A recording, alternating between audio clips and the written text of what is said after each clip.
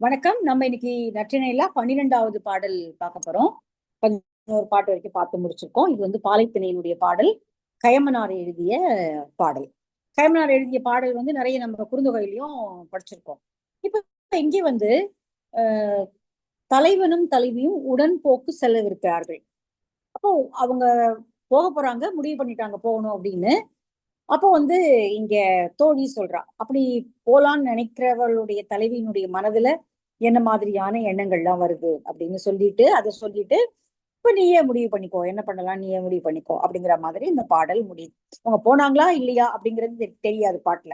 ஆனால் போக முடிவு செய்து விட்டவர்களுடைய மனது எப்படி இருந்தது அப்படிங்கிறத இந்த பாட்டு சொல்லுது. ரொம்ப அழகான பாட்டு, பார்க்கலாம். விளம்பழம் கமழும் கமல் சூழ் குழிசி பாசம் தின்ற தேய்கால் மத்தம் நெய் தெரி இயக்கம் வெளில் முதல் முழங்கும் வைகு புலர் விடியல் மெய்கரந்து நல்கால் தன்கால் அரியமை சிலம்பு கழியி பல்மான் வரிபுனை பந்தொடு வையிய செல்வோள் இவை காண்தொரும் நோவர் மாதோ அழியரோ அழியர் என் ஆயத்தோர் என நும்மோடு வரவுதான் அயரவும் தன்வரை தன்றியும் கழுந்தன கண்ணே.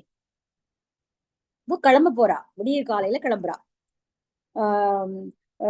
நம்ம அதுலயும் பார்த்தோம், கோவலன் கண்ணகியை விடியற் பொழுதுலேயே, அதாவது ஊர் எழும்புவதற்கு முன்னாடியே ஊரை விட்டு கிளம்பிடுறான். அதே மாதிரி இந்த தலைவியும் ஊர் எழும்புவதற்கு முன்னாடியே கிளம்பிடுறான். அது இல்லாம இது ஒரு ஆயர் வீடு அப்படிங்கிறது தெரியுது. ஏன்னா அவங்க சொல்லக்கூடிய இதுல இருந்து ஆயர்களுக்குரிய இதுதான் இது.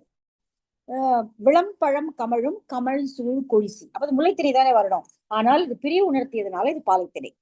இப்போ மத்தினால தயிர் கடையுவது அப்படின்னா அது முல்லைத்திணைக்குரிய பாடல் தான். கருப்பொருளால் அது முல்லைத்திணைக்குரிய பாடல் தான். ஆனால் இது பிரிவை உணர்த்துவதனால இது பாலைத்திணையின் பார்ப்பட்டு வைக்கப்பட்டிருக்கிறது. அங்க தயிர் கடைஞ்ச பாத்திரத்துல அந்த பானையில என்னதான் அதை கழுவினாலும் அந்த தயிரினுடைய முடை நாற்றம் அதுல இருக்கதான் இருக்கும் எப்பவுமே. பால் காய்ச்சுற பாத்திரம், தயிர் வச்சிருக்கிற பாத்திரத்துல எல்லாமே அந்த நாற்றம் இருக்கும். அப்போ அது உள்ள விளாம்பழத்தை போட்டு வச்சிருப்பாங்களாம்.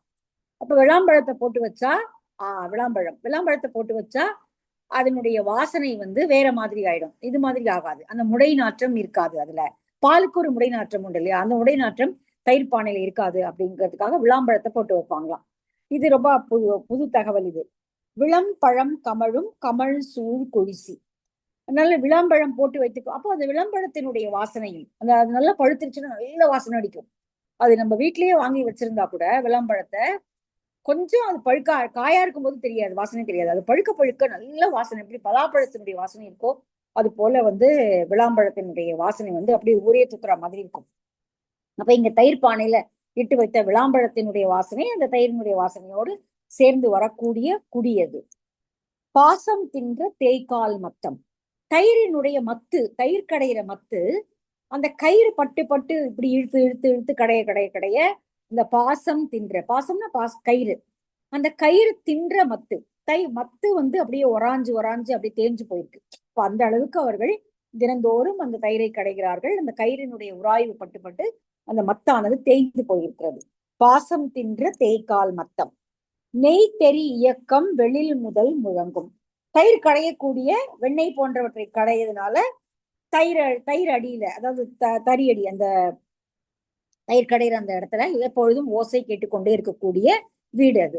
நிறைய பால் வளம், மாடுகள் இருக்கலாம், பால் வளம் நிறைய இருக்கு. அதனால அவர்கள் தயிராக்கி மோராக்கி அதை வெண்ணெய் கடந்து எடுத்துக்கொண்டே இருக்கிறார்கள். சோ அப்ப அந்த அளவிற்கு அதுல ஓசை கேட்க, எப்பொழுதும் அந்த ஓசை கேட்கக்கூடிய ஒரு வீடு அது.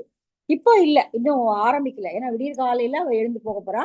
இன்னும் அந்த வேலைகள்லாம், அந்த வேலையெல்லாம் ஆரம்பிச்சிருந்தா போயிருக்க முடியாதே, அதனால வேலைகள்லாம் இன்னும் ஆரம்பிக்கல. அப்படிப்பட்ட பணிகள் நாள்தோறும் நடந்து கொண்டிருக்கக்கூடிய ஒரு வீடு. நெய்தறி இயக்கம் வெளி முதல் முழங்கும் வைகு புலர் விடியல் மெய் கறந்து, அந்த வைகு புலர் விடியல் ஆக்சுவலா மிக விடியற் காலையிலேயே தயிர் கடை ஆரம்பிச்சிருவாங்க. நம்ம கூட பெரியாழ்வாருடைய பாட்டுல பார்த்தோம், இவர் கண்ணனோட உடன்போக்கு எய்து அங்க போயிட்டாலே இவளால விடியற் காலையில எழுந்துக்க முடியுமா, முதல்ல எழுந்தாலும் தூங்காம தயிர் கடை முடியுமா தெரியலையே அப்படின்னு வருத்தப்பட்டு ஒரு பாடல் வந்தது. இங்க வைகு புலர் விடியல், அப்படி வெளிச்சம் கிளம்பி வருவதற்கு முன்னாடி அந்த விடியல்ல தன்னை மறைத்து கொண்டு இவள் உன்னோடு உடன்போக்கு நிகழ்த்துவதற்காக கிளம்பி கொண்டிருக்கிறாள். அப்படி கிளம்பும் போது தம் கறந்து தன் கால் அரியமை சிலம்பு கழி, கால்கள்ல சிலம்பு போட்டிருக்கா. அந்த சிலம்பு அரி அவை சிலம்பு. அரி அப்படின்னா பரல்கள், உள்ளுக்குள்ள போடப்பட்டிருக்கக்கூடிய பரல்கள் அமைந்த சிலம்பை அவள் கால்களில் அணிந்திருக்கிறாள். இந்த சிலம்பு கழி நோன்பு அப்படின்னு ஒண்ணு பண்ணுவாங்க. அது வந்து திருமணத்துக்கு முன்னாடி பண்றது சிலம்பு கழி நோன்பு அப்படின்னு. அப்போ அந்த பெண் திருமணமாக போகிறாள் அவளுக்கு அப்படிங்கிறது அர்த்தம். இங்க இப்போ இவள் உடன்போக்கு நிகழ் தலைவனோடு போகிறதுனால இவள் அந்த சிலம்பை கழட்டி, இன்னொன்னு போகும்போது இது ஓசைப்படுத்தும் அப்படிங்கிறதுனாலையும் அவள் அந்த சிலம்பை கால்ல இருந்து கழட்டி பல்மான் வரிப்புனை பந்தோடு வைய செல்வோள். அங்கு அவள் விளையாடி கொண்டிருந்த, இவ்வளவு காலமாக நேற்று வரை இவள் விளையாடி கொண்டிருந்த வரிகள் புனையப்பட்ட அந்த பந்தோடு வைத்துவிட்டு, அந்த பந்துக்கு பக்கத்துல இந்த சிலம்பை வச்சுட்டு அவள் கிளம்ப போறா. வைய செல்வோள். அப்போ அவ வைக்கும் போது அவளுக்கு ஒரு சின்ன யோசனை வருது. காலையில் எழுந்து விளையாடுவதற்காக காலையிலயோ அல்லது மதியமோ மாலையிலயோ வரக்கூடிய என்னுடைய தோழியர்கள் இந்த பந்துக்கு பக்கத்துல இருக்கிற இந்த சிலம்பை பார்ப்பாங்க தானே, அவளும் வரல விளையாட, இந்த சிலம்பு இங்க இருக்கிறது, அப்ப அவ கிளம்பி போயிட்டா போல இருக்கு அப்படிங்கிற ஒரு எண்ணம் வந்து அவர்களுக்கு வந்து அவர்கள் எவ்வளவு வருந்துவார்கள் இல்லையா, என்னை காணாமல் அவர்கள் வருந்துவார்கள். வீட்டுல இருக்கிறவங்களும் சரி, ஆயத்தவர்களும் சரி. ஆயத்தவர்கள் எங்க தோழி, வீட்டுல இருக்கிற எல்லாரையும் சேர்த்துதான் அது சொல்லுது. வரிப்புனை பந்தோடு வைய செல்வோள் இவை காண்தொரும் நோவர் மாதோ அழியரோ அழியர் என் ஆயத்தாரன. அவர்கள் எவ்வளவு இறங்கத்தக்கவர்கள் அல்லவா. இப்படி நான் கிளம்பி போயிட்ட பிறகு அவங்க இங்க வந்து பார்க்கும்போது நான் இருக்க மாட்டேன், வெறுமையா இருக்கும், இந்த பந்து இருக்கும், அந்த சிலம்பு இருக்கும். அப்ப இதை பார்த்தவர்கள் எவ்வளவு வருந்துவார்கள். அழியரோ, அழியர்னா இறங்கத்தக்கவர்கள், அழியரோ அழியர் என் ஆயத்தார் என நும்மோடு வரவுதான் அயரவும் தன்வரை தன்றியும் கழுந்தன கண்ணே. கழுந்தன அப்படின்னா தன்னை மீறி கண்களில் கண்ணீர் வடிவது, கழுந்தன. அவளுக்கு போகணும்னு ஆசை, ஆனால் அப்படி கிளம்பினால் தன்னுடைய ஆயத்தவர்கள் நாளை வரும் பார்க்கும் பொழுது, விடியற் காலையில் வந்து பார்க்கும் பொழுது தான் இருக்க மாட்டோம், தன்னுடைய சிலம்பு இருக்கும், அந்த வெறுமையை பார்த்து அவர்கள் வருந்துவார்களே, அவர்கள் வருந்தத்தக்கவர்கள் அல்லவா அப்படின்னு சொல்லி அவளுடைய மனசுல அப்படி ஒரு இரக்கம் தோன்றுகிறது. அதனால கண்கள்ல இருந்து கண்ணீர் அப்படியே வழிஞ்சு ஓடுது. இப்ப அவளுக்கு போகணும்னு விருப்பம், போக வேண்டாமே இவங்க எல்லாம் வருத்தப்படுவாங்களே அப்படின்னு விருப்பம். நீ என்ன செய்ய போற அப்படின்னு தோழி தலைவனை பார்த்து கேட்கிறா. இதுதான் அவளுடைய நிலைமை, நீ என்ன செய்ய போற? அவ உன்னோட வரத்துக்கு தயங்கல, வரதான் போறா. ஆனால் அப்படி கிளம்பும் போது அவளுக்கு இப்படி ஒரு நிலைமை வருது, நீ என்ன பண்ண போற அப்படிங்கிற மாதிரி தோழி கேட்கிறாங்க. இப்ப என்ன பண்ண முடியும், அவ்வளவு அழ அவளை கூட்டிட்டு போக முடியாது. ஒருவேளை தலைவன் அவளை விட்டுட்டு, சரி நான் வந்து என் வீட்டாரை கூட்டிக் கொண்டு வந்து மனம் பேசி முடித்து கொண்டு போகிறேன் அப்படின்னு சொல்லிட்டு அப்படி ஒரு திருமணமாக நடந்து போனால் அவள் தானா முன்னாடி போக போறா. அது பொண்ணு அழுகையெல்லாம் ஒண்ணு இருக்க போறது இல்லை, அவங்க வீட்டுல இருக்கிறவங்களே திருமணம் செய்து கொடுக்க போறாங்க. அது ஒரு திருமண நிகழ்ச்சியாக சந்தோஷமாக போவதாக இருக்கும். இப்ப யாருக்கும் தெரியாம யாராவது வந்து பார்க்கும்போது நாளைக்கு இல்ல அப்படிங்கறத நினைச்சிட்டு அவங்க வருத்துவாங்களே அப்படின்னு தலைவி அழக்கூடிய அந்த காட்சி வந்து ரொம்ப அழகான ஒரு மென்மையான மனம் படைத்த அவளுடைய இந்த காட்சியை வந்து இந்த பாட்டு காட்டுது. ரொம்ப அழகான பாட்டு, ரொம்ப எளிமையான பாட்டு, ஆனால் ரொம்ப உணர்வு பூர்வமான ஒரு பாட்டு. புரியுது இல்லையா? விளம் பழம் கமழும் கமல் சூழ் குழிசி பாசம் தின்ற தேய்கால் மத்தம் மெய்தெரி இயக்கம் வெளி முதல் முழங்கும் வைகு புலர் விடியல் மெய்கறந்து தன்கால் அரியமை சிலம்பு கழியி பல்மான் வரிப்புனை பந்தொடு வைய செல்வோள் இவை காண்டொரும் நோவர் மாதோ அழியரோ அழியர் என் ஆயத்தோர் என. என்னுடைய தோழியரும் என்னுடைய உறவினர்களும் காலையில எழுந்து வந்து பார்த்து இந்த பந்துக்கு பக்கத்துல இந்த சிலம்பு இருப்பதை பார்த்தால் எவ்வளவு வருந்துவார்கள். அவர்கள் மேல் எனக்கு கருணையே இல்லைன்னு தானே நினைச்சுப்பாங்க அப்படின்னு அவளை நினைக்கிறா. அப்படி நினைக்கும் போதே அவளுடைய கண்கள்ல இருந்து தண்ணீர் வந்து கொண்டே இருக்கிறது. இப்ப என்ன பண்றது அப்படின்னு தோழி கேட்கிறா. ரொம்ப அழகான ஒரு நாடக பாவமான ஒரு பாடல். நம்ம ஒரு காட்சியை, ஒரு சித்திரம் போல ஒரு காட்சியை நம்ம இதுல யோசிச்சு கண்கள்ல நீரோடு இருக்கக்கூடிய ஒரு சிறு பெண், அவள் பக்கத்துல அவருடைய தோழி. தலைவனுக்கும் இப்ப என்ன செய்யறதுன்னு தெரியல, செய்வதறியாது இப்ப கூட்டிட்டு போறதா வேண்டாமா அப்படிங்கிற அந்த தயக்கத்தோடு அவனும் இருக்கிறான். அப்படிங்கிற மாதிரியான ஒரு சித்திரத்தை நாமளே நம்மளுடைய மனசுக்குள்ள உருவாக்கிக்க முடியும். இது ரொம்ப அழகான ஒரு பாட்டு. இந்த மாதிரி உடன்போக்கு போறது அப்படிங்கிறது வந்து நிறைய இதுல நடக்கிறது தான். நிறைய சங்க இலக்கியங்கள் அதை பேசுகின்றன. பெரும்பானாற்றுப்படையில இருக்கு, அகநானூர்ல இருக்கு, நிறைய பாடல்கள்ல இப்படிப்பட்ட பாடல்கள் இருக்கின்றன. சரி, அடுத்த பாட்டு நம்ம குறிஞ்சி போலாம். கபிலருடைய பாடல். ஏற்கனவே வந்து நம்ம கபிலருடைய ஒரு பாட்டு முன்னாடி பார்த்துட்டோம். இது வந்து இங்க தோழி சொல்றா, இயற்கை புணர்ச்சியின் பின்றை தலைவியின் வேறுபாடு கண்ட தோழி தலைவி மறைத்தற்கு சொல்லியது. தலைவி தனக்கு அதாவது இவங்க 2 பேரும் தான் திணைப்புணம் காக்க போயிருக்காங்க. அங்க போன இடத்துல தோழி தலைவி தலைவனை பார்த்திருக்கா, அவனோடு கலந்திருக்கிறாள். ஆனா தோழிக்கு தெரியாது அப்படின்னு நினைச்சுக்கிறா. தான் போன போது தான் ஒரு பக்கமா போய் திணைப்புணம் காத்துட்டு வந்தோம், தான் தலைவனோடு கூடி இருந்ததெல்லாம் இவளுக்கு தெரிய வாய்ப்பில்லை அப்படின்னு தலைவி நினைச்சுக்கிறா. ஆனா அடுத்த நாள் அவளுக்கு ஒரே வருத்தமா இருக்கு. தலைவனை பிரிஞ்சுட்டோம், இப்ப போவோமா இல்லையா, பார்க்க முடியும், திணைப்புணம் காக்க போக முடியுமா இல்லையோ, போனா அவன் வருவானா இல்லையா தெரியல. அப்புறம் அவன் யாரு என்னன்னு எதுவும் கேட்டுக்கல போல இருக்கு. அங்கேயே பார்த்துட்டு அப்படியே அவனோட கண்டவுடன் காதல் அப்படி இருந்துட்டு வந்துட்டா. இப்ப அவளுக்கு பலபட இந்த மாதிரியான யோசனைகள்லாம் வந்து அவளுடைய மனதை அலைக்கழித்து அவளுடைய உடல்ல பெரிய மாறுபாடு காணப்படுகிறது. நேற்றுக்கு இருந்தா போல இன்னைக்கு இல்ல. நேற்றுக்கு உற்சாகமா கிளம்பின அவ வந்து இன்னைக்கு உற்சாகம் குன்றி அவளுடைய உடல் மாற்றங்களே நிறைய தெரிய ஆரம்பிக்குது. ரொம்ப சோர்ந்து இருக்கா, ஒன்னத்துல அவளுக்கு ஈடுபாடு இல்லை, அந்த மாதிரி இருக்கா. அப்போ தோழி கேட்கிறா, எனக்கு தெரியாதுன்னு நினைச்சியா நீ? எனக்கு தெரியும், நீ வந்து தலைவனோடு கூடியிருந்ததை எனக்கு தெரியாதுன்னு நினைச்சியா? எப்படி வந்து கிளிகள் கதிர்களை கொத்தி தின்னுவதை அங்க இருக்க கூடி கட்டி வாழக்கூடிய மயில் பார்த்துட்டு தான் இருக்கும். ஆனா கிளிகள் நினைச்சுக்கும் மயில் பார்க்கல அப்படின்னு. ஆனா மயில்கள் அதை பார்த்துதான் இருக்கும். பார்த்துட்டு சரி ஓகே இருக்கட்டும் அப்படிங்கிற மாதிரி இருந்திருக்கும். அதனால நான் பார்க்கல நீ நினைக்காத, எனக்கு தெரியும் அப்படிங்கிற மாதிரி இங்க அவ சொல்லக்கூடிய பாடல்.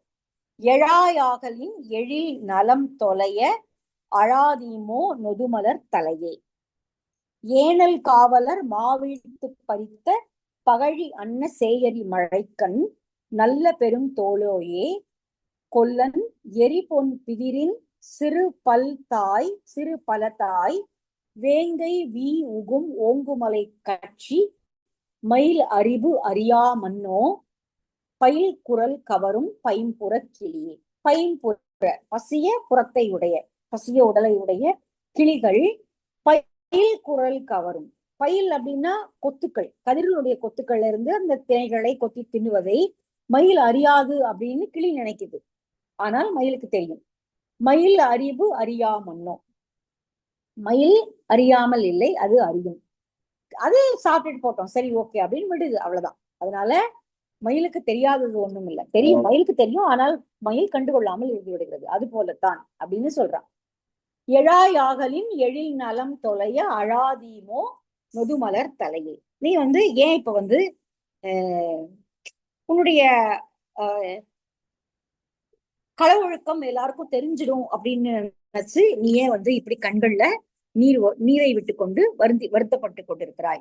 இதெல்லாம் ஒண்ணும் ஆகாது, அவன் வருவான் நிச்சயமா, அதனால நீ வந்து கவலைப்படாதங்கிற மாதிரியும் சொல்றான்.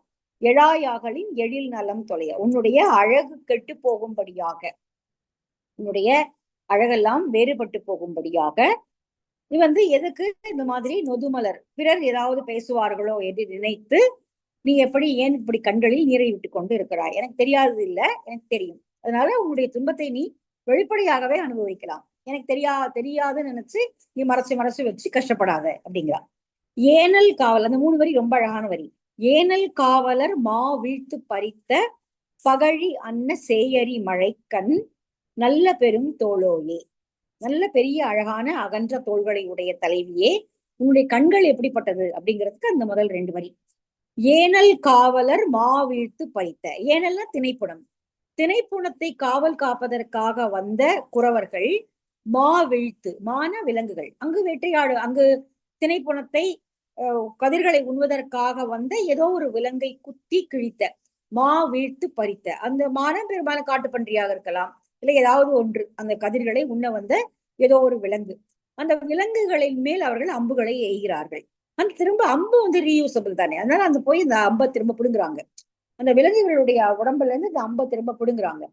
அப்படி அம்பை பிடுங்கும் போது அந்த விலங்கினுடைய ரத்தம் அந்த அம்பில பட்டிருக்கும் இல்லையா, அந்த முனையில, அந்த வில்லினுடைய அந்த அம்பினுடைய முனையில அந்த விலங்கினுடைய ரத்தம் பட்டிருக்கும்.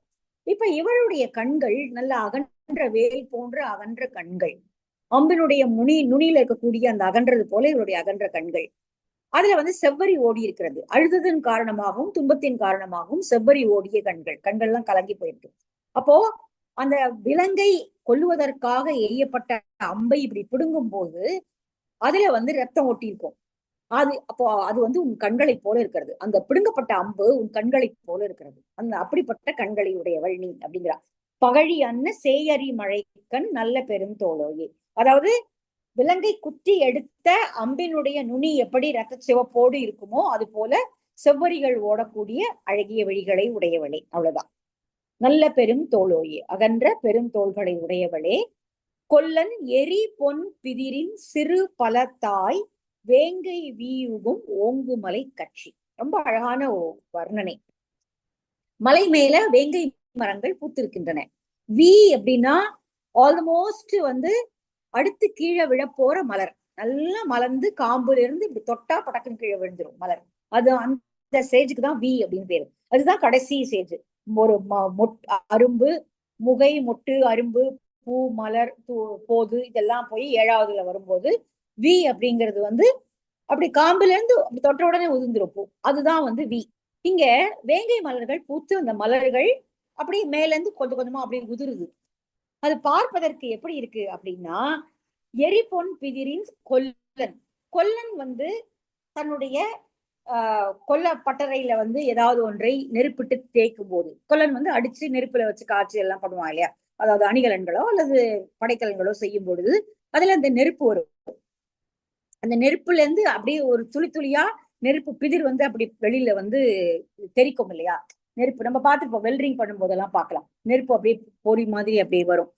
அப்போ அதே மாதிரி இங்க ஈவன் நம்ம பீச்ல எல்லாம் சோளம் காய்ச்சும் போது அந்த காத்துல அப்படியே அந்த நெருப்பு பொறி வந்து பறக்கும்.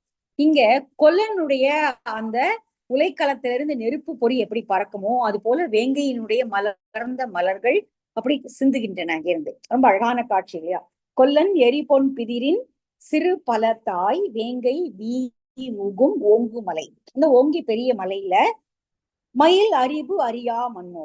கட்சின்னா அங்க கூடு கட்டி அமைத்திருக்கக்கூடிய மயில்கள் இந்த திணைப்புணத்தில் வந்து கிளிகள் திணைகளை கவர்வதை பார்த்து கொண்டேதான் இருக்கின்றன.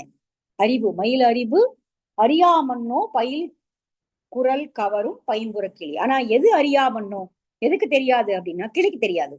கிளி நினைச்சுக்கிச்சு மயில் பார்க்கல அப்படின்னு. ஆனா மயிலுக்கு தெரியும் கிளி கவருது அப்படின்னு. அதே போல நீ தலைவனை பார்த்தது எனக்கு தெரியும், ஆனால் நீ என்ன நினைச்சிட்டு இருந்த எனக்கு தெரியாதுன்னு நீ நினைச்சிட்டு இருந்த. ஆனால் எனக்கு தெரியும் நீயும் அவனும் சந்தித்ததை நானும் தான் பார்த்தேன். அதனால அழாதே, உன்னுடைய கண்களில் இருந்து கண்ணீர் விடுத்து வருத்தப்படாதே. இந்த ஊரார் என்ன சொல்வார்களோ என்றோ அல்லது அவனை பார்க்க முடியாது என்றோ ஏதோ ஒரு வருத்தம் உன்னை இப்பொழுது அலை கழிக்கிறது இல்லையா, அதுல இருந்து நீ நீங்குவாயாக அப்படின்னு சொல்லி தோழி தலைவியிடம் தனக்கு எல்லாம் தெரியும் அப்படிங்கிறத வெளிப்படுத்தக்கூடிய ஒரு பாடல். நல்ல அழகான பாட்டு இல்லையா? ஒரு தடவை படிச்சாலே நமக்கு புரிஞ்சிடும். எழாயாகலின் எழில் நலம் தொலைய அழாதீமோ முதுமலர் தலையே. இந்த அழாதீமோலாம் அறவடை. ஏனல் காவலர் மாவீழ்த்து பறித்த பகழி அன்ன சேயரி மழைக்கண். இது ஒரு உதாரணம் பாருங்க. இது ஒரு ஓமை. நல்ல பெரும் தோளோயே. கொல்லன் எரிபொன் பிதிரின், பிதிர் நல்ல அழகான தமிழ் வார்த்தை. அந்த பொறி பறக்கிறது ஒரு சின்ன சின்னதா அந்த டிராப்லெட் மாதிரி. இப்போ தண்ணீருக்கு டிராப்லெட் சொல்ற மாதிரி இங்க வந்து பிதிர் அப்படிங்கிறது. இப்ப நம்ம வந்து இதுல பார்த்தோம், தயிர் கடையும் பொழுது அந்த அந்த துமி பட்டு தெரிக்கும் அப்படின்னு சொல்றது. தண்ணீருடைய பெரிய அளவா இல்லாம சின்ன சின்ன குறுகிய மிக சின்ன துளிகளாக தண்ணீர் வருவதற்கு வந்து துமி அப்படின்னு பேரு. இப்ப இங்க பிதிர் அப்படிங்கிறது வந்து நெருப்புங்கிறதுனால அது துமின்னு சொல்லல, பிதிர் அப்படிங்கிறாங்க. நம்ம பிசிறு அப்படிங்கிற ஒரு வார்த்தையை பயன்படுத்துறோம், இப்பவும் பயன்படுத்துறோம். பிசிறு பிசிறா வருது பாருங்க, நூல் வந்து பிரிஞ்சு பிசிறு பிசிறா ஆகுது அப்படின்னு. ஆனா இங்க பிதிர் என்பது அந்த நெருப்பு பொறிகள் வருவதற்கு பிதிர் அப்படின்னு சொல்லியிருக்காங்க. எரிபொன் பிதிரின் சிறு பல தாய் வேங்கை வீவுகும் ஓங்கு மலை கட்சி மயில் அறிவு அறியாமன்னோ பயில் குரல் கவரும் பைம்புற கிளியே. எனவே மயிலுக்கு எப்படி தெரியுமோ அதே போல எனக்கும் தெரியும், நீ வருந்தாதே அப்படின்னு சொல்லி அவள் வருத்தத்தை போக்குவிக்கிறாள். தலைவியினுடைய வருத்தத்தை தோழி போக்குவிக்கிறாள். சரி, அடுத்த பாட்டு போலாமா? அடுத்தது வந்து பாலைத்திணை பாடல், மாமூலனார் எழுதிய பாடல். இங்க வந்து தலைவன் பொருள் வயிறு பிரிய போகிறான். அப்போ வந்து தலைவன் பிரிய போறான் அப்படிங்கிறத வந்து தலைவிக்கிட்ட தோழி சொல்றான். அப்போ தலைவிக்கு ஒரே வருத்தம். அப்போ வந்து கைவிட்டான் அப்படின்னு சொல்லி விட்டுட்டான் அப்படின்னு சொல்லி தலைவி வந்து வருந்துறான். அதனை கேட்ட தோழி, தலைவன் நம்மை கைவிட்டான் ஆயின் அவனுடைய இயல்பு தவறான இயல்பு, இப்படி செய்யக்கூடாது, அவன் இப்படி போகக்கூடாது, உடனே விட்டுட்டு இப்படி போகக்கூடாது அப்படின்னு அவ சொன்ன உடனே இவளுக்கு கோவம் வந்துருது. இப்ப முதல்ல அவ விட்டுட்டு போறான்னு இவதான் அழுதா. இப்போ இவ இப்படி சொன்ன உடனே அப்படிலாம் இல்ல, அவரு அப்படி கிடையாது, அவர் ரொம்ப நல்லவர், அவர் வல்லவர், இந்த மாதிரி போயிட்டு சீக்கிரமா திரும்பி வந்துருவார். நிச்சயமாக அவன் பிரிவது என்பது ஒரு காரணமாக தான் இருக்கும். பொருள் வயிறு பிரியதோ அல்லது ஏதோ ஒரு வேலையின் காரணமாக அவன் பிரிந்து போகிறான்.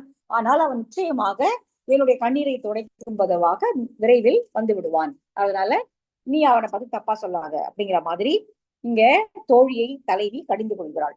இயற்பழித்த தோழிக்கு தலைவி இயற்பட மொழிந்தது. முதல்ல தோழி திட்டினா, இவ வருத்தப்படுறாளே, அவ திட்டினா உடனே இவ வந்து நீ அப்படிலாம் திட்டக்கூடாது, அவன் நல்லவன், அவன் வந்துருவான், சீக்கிரமாக வந்து விடுவான் அப்படின்னு சொல்லி இவ அவளுக்கு சொல்றா. அதுதான் இந்த பாடல். தொல் கவின் தொலைய தோல் நலம் சாய் நல்கார் நீத்தனர் ஆயினும் நல்குவர். நட்டனர் வாழி தோழி குட்டுவன் அகப்பா அழிய நூறி செம்பியன் பகல் தீ வேட்ட ஞாட்பினும் மிக பெரிது அலர் எழச் சென்றனர் ஆயினும் மலர் கவிழ்ந்து மாமடல் அவிழ்ந்த காந்தளம் சாரல் இனம் சால் வயக்களிறு பாந்தற்பட்டென துஞ்சா துயரத்து அஞ்சு பிடி பூசல் நெடுவரை விடரகத்து எம்பும் கடுமான் புள்ளிய காடிறந்தோரே. கடுமான் புள்ளி, கடுமான் அப்படின்னா விரைந்து செல்லக்கூடிய விலங்குகளை, குதிரை வைத்திருக்கக்கூடிய புள்ளி, புள்ளி என்கிற ஒரு குறுநில மன்னன் அல்லது ஒரு அந்த வேடர்களின் தலைவன். அப்பெல்லாம் அந்த காலத்துல இந்த மாதிரியான சின்ன சின்ன ஆட்களுடைய படைகளை தானே மன்னவர்கள் தங்களுடைய உதவிக்காக வாங்கி கொள்வது வழக்கம். ஏதாவது கப்பம் கட்டுமா, இல்ல அவனுடைய படையை ஏதாவது ஒரு பெரிய மன்னன் போரிடும் பொழுது அவனுக்கு கொடுத்து உதவ வேண்டும் அப்படிங்கிற மாதிரியான ஒரு நிலைமைதான் இருக்கு. அப்ப இங்க புள்ளி, கடுமான் புள்ளி, மிக விரைவாக செலுத்தக்கூடிய குதிரைகளை உடையவனாகிய புள்ளி என்பவன் அவனுக்கு சொந்தமான அந்த காட்டின் வழியாக இப்பொழுது தலைவன் போயிருக்கிறான். அந்த காட்டு வழியாக போகும்பொழுது அந்த காட்டுக்குள்ள சில காட்சிகள் நடக்கும். இந்த காட்சிகளை பார்க்கும்போது அவனுக்கு என்னுடைய நினைப்பு வரும், அவன் சீக்கிரமா திரும்பி வந்துருவான். அங்க என்ன நடக்குது அப்படின்னா, நன்றாக காந்தள் மலர்கள் மலர்ந்திருக்கக்கூடிய ஒரு காடு அது. அந்த காட்டுல ஆண் யானையும் பெண் யானையும் இணையாக மகிழ்ச்சியாக தெரிந்து கொண்டிருக்கின்றன. அப்ப அந்த ஆண் யானையை பாம்பு கடித்து விடுகிறது. அந்த வரி அதுதான் வரி வருது இல்லையா? துஞ்சா, அதாவது களிறு பாந்தற்பட்டன இனம் சால் வயக்களிறு, வயன்னா வலிமையான ஆண் யானையை பாம்பு கொத்தி விடுகிறது. பாந்தற்பட்டன. உடனே அங்க இருக்கு அது கூட இருந்த ஜோடியாக இருந்த பெண் யானை அழுகிறது, அது ஓலமிட்டு அழுகிறது. இந்த மாதிரி ஆயிடுச்சே அப்படின்னு சொல்லி நெடுவரை துஞ்சா துயரத்து அஞ்சு பிடி பூசல். பிடி பெண் யானை, பெண் யானையினுடைய அலறல் சத்தம் கேட்கக்கூடிய காடு அது. ஆண் யானையை பாம்பு கடித்து விடவே இப்ப ஆண் யானை இறந்து போகிறதை பார்த்து பெண் யானை கதறக்கூடிய அப்படிப்பட்ட மலை பிளவுகளை உடைய விடரகம் அப்படின்னா பிளவுகளை உடைய மலை. ஏன் விடரகம் அப்படின்னா எதிரொலி பட்டா எதிரொலிக்கும், மலையில எதிரொலிக்குமா தெரியாது, ஆனா விடரகத்துல எதிரொலிக்கும் இல்லையா? காற்று அடிக்கும் பொழுது எதிரொலி மிக வேகமாக வரும். அப்போ எங்கேயோ சத்தம் போட்டாலும் அது காத்துல பட்டு அந்த விடரகத்துல பட்டு எதிரொலிச்சு சத்தம் எங்க இருந்தாலும் கேட்கும். அப்போ இப்படி ஒரு ஆண் யானை இறந்து பட போவதை கண்டு பெண் யானை அழுவதை அவன் கேட்கும் போது அவனுக்கு நிச்சயமா என்னுடைய நினைவு வரும். அவன் அப்படியே போயிட மாட்டான். அப்போ அவளுதானே இவ்வளவு வருந்துவா, அவளுடைய இந்த வருத்தத்தை யார் தீர்ப்பார்கள் என்று சொல்லி அவன் சீக்கிரமாக திரும்பி வந்து விடுவான். அதனால நீ சொல்றது தப்பு, அவனை பற்றி ஏற்பழித்து பேசாதே அப்படின்னு சொல்லி இங்க தலைவி சொல்றான். தொல் கவின் தொலைய, தொல் அப்படின்னா முன்னாடி அழகு, முன்னாடி இருந்த அழகு இப்போ இல்ல, தலைவனோடு சேர்ந்து விட்டதன் காரணமாக முதல்ல அவளுக்கு இருந்த ஒரு பசுமையான அழகான அந்த அவளுடைய அழகு இப்போ இல்ல. தொல் கவின் தொலைய தோல் நலம் சாய, அவளுடைய தோள்கள் பெருந்தோள்கள், அழகான தோள்கள் இப்பொழுது அவை இல்லை, கவலையின் காரணமாக அவை அப்படியே கூனி குறுகி இருக்கின்றன. தொல் கவின் தொலைய தோல் நலம் சாய் நல்கார் நீத்தனர் ஆயினும், எப்படி அழகு கெட்டு போகிறதே என்று சொல்லி கவலைப்படாமல், நல்காமல் என்னை நயந்து பாராட்டி என்னோடு இருக்காமல் நீத்தனர் ஆயினும், அவன் இங்கேருந்து கிளம்பி போறான், பொருள் வயிறு காரணமாகவோ வேற ஏதோ ஒரு காரணமாக அவன் பிரிந்து போகிறான் என்றாலும் போவான். ஆனால் அவன் நட்டனர், நல்குவர், நிச்சயமா திரும்பி வந்துருவான், என்னை மீண்டும் அவன் சேர்ந்து கொள்வான், நல்குவர், அவன் நிச்சயமாக அதை செய்வான். நல்குவர் நட்டனர் வாழி தொழில், அவருடைய நட்பு அந்த மாதிரியான ஒரு நட்புடையவன் அவன் அல்லது அன்புடையவன் அவன். நட்டனர் வாழி தோழி, நிச்சயமாக அவன் திரும்பி வந்து என்னுடைய அழகை மீட்டெடுக்க உதவுவான், திரும்பி வந்து என்னோட சேருவான். நட்டனர் வாழி தோழி. குட்டுவன் அகப்பா அழிய நூறி செம்பியன் பகல் தீ வேட்ட நாட்பினும் மிக பெரிது அலர் எழச் சென்றனர் ஆயினும். இப்ப அவனோட அவ கலந்திருந்தா அது ஊரும் பார்த்திருக்கோம். அப்ப அலர் எழும் இல்லையா, ஊர்ல 4 பேர் 4 விதமா பேசுவாங்க. அலர் வந்து மிக வேகமாக அந்த ஊர்ல பரவும். எப்படி ஊர்ல பரவும் அப்படிங்கிறதுக்கு உதாரணம் சொல்றான்.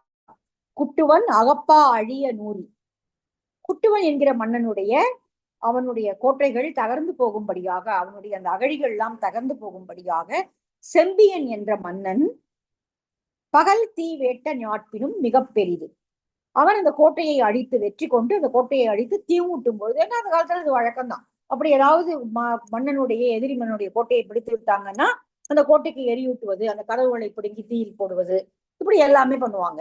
அந்த வயல்வெளிகளை எரிப்பது, அந்த மாதிரியான விளைநிலங்களை எரிப்பது, இதெல்லாம் நடக்கும். அப்ப வந்து இங்க அது போல அவன் எரிக்கிறான். செம்பியனுடைய அந்த குட்டுவனுடைய அந்த அகழியை தூர்த்து அந்த ஊரை அவன் எரிக்கும் பொழுது, செம்பியன் பகல் தீ வெட்ட நாட்பினும் மிக பெரிது, அவன் அப்படி எரிக்கும் பொழுது தீ எப்படி வானலாக உயர்ந்து ஓங்கி எரிஞ்சிருக்கும் இல்லையா, அதை விட பெருசா அலர் எழுதிருக்கும். அலருக்கு ஓமை வந்து நெருப்பு. நெருப்பு எப்படி ஒரு இடத்துல பத்திக்கிட்டா வேகமா பரவிடுமோ, அதே போல அலரும் அப்படிதான்.